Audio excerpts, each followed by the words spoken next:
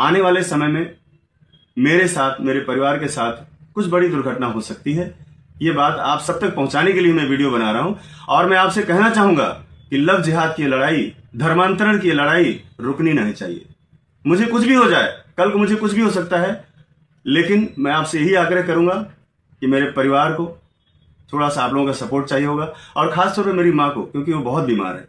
कुछ भी अगर मेरे साथ होता है तो सब देशवासियों से ये मेरा निवेदन है कि इस बारे में थोड़ा सा संज्ञान रखें, क्योंकि मैं फिल्म डायरेक्टर, एक सामाजिक कार्यकर्ता होने के साथ साथ मैं किसी का पति भी हूं, किसी का बाप भी हूं और किसी का बेटा भी हूं। ये सारी चीजें भी हैं और मैं इतना बड़ा रिस्क इसलिए ले लेता हूं क्योंकि जब मैं सच होता हूं तो मैं किसी की नहीं सुनता।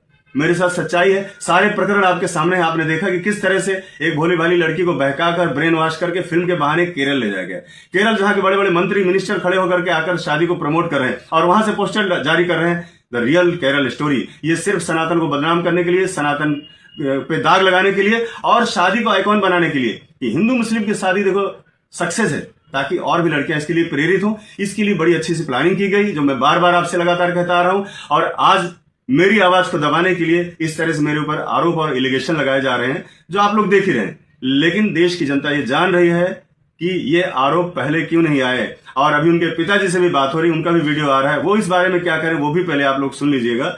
और जिस तरह से मेरे खिलाफ एक नैरेटिव गढ़ा जा रहा है, मुझे पता है कि मेरे राष्ट्रभक्त, मेरे सनातनी भाई मेरे साथ हमेशा खड़े, क्योंकि वो मुझे जानते हैं कि मैं कैसा हूं।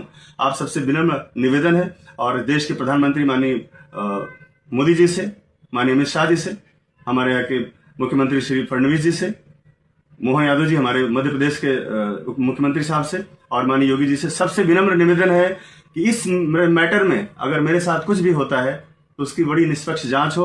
और इस प्रकरण की, जो ये प्रकरण जो अभी चल रहा है लव जिहाद का, ये छोटा मोटा मुद्दा नहीं था। इस पर मेरा जो आर्थिक नुकसान था, या मेरा जो सामाजिक नुकसान था, या जो मानसिक था, उन सब से परे है सनातन में इस तरह का गंदा मैसेज जाना, जिसके लिए मुझे लगा कि मुझे लड़ना चाहिए। और इस लड़ाई में मैं अगर नहीं उतरता तो परिवार सक्षम नहीं था, वो बोल नहीं सकते, कहीं जा नहीं सकते, किसी से मिल नहीं सकते, उनके पास कोई संसाधन नहीं है। तो अगर मैं खड़ा हुआ हूं इस लड़ाई के लिए, तो इस लड़ाई को अंजाम तक पहुंचाऊंगा। इसमें अगर मैं मिट भी गया तो मुझे कभी इस बात का मलाल नहीं होगा, क्योंकि जीवन नश्वर है और हमें कभी भी जिंदगी की इतनी परवाह नहीं की। मुझे मालूम है केरल से बहुत बड़ा षड्यंत्र हो रहा है और हो सकता है कि कुछ ही घंटों में आप लोगों के सामने चीजें आ जाए। इसलिए आप सबसे निवेदन है, इस लड़ाई को और मेरी आवाज को कभी दबने मत देना। हर हर महादेव, जय सनातन, जय हिंदू राष्ट्र।